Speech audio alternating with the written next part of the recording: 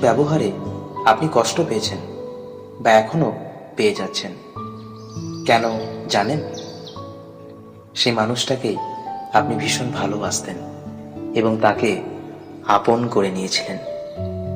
একদিন আপনি হয়তো তার অনেক ভালো করেছিলেন, তার অনেক উপকারও করেছিলেন। সব সময় সহযোগিতার হাত বাড়িয়ে তার পাশে থাকতে চেষ্টা করতেন। বিনিময়ে তার থেকে পেলেন খারাপ ব্যবহার, আপনার বদনাম করলো, আপনাকে আঘাত করলো। চিন্তা করবেন না, এটা স্বাভাবিক। এমনটা অনেক হয়ে থাকে। কারণ যার কাছে যা আছে সে তো সেটাই দেবে। আপনার কাছে যা ছিল আপনি তা দিয়েছেন। ঈশ্বর আপনাকে দিয়েছেন সুন্দর মন বা সহযোগিতার হাত, আর সেটা ঈশ্বরের আশীর্বাদ।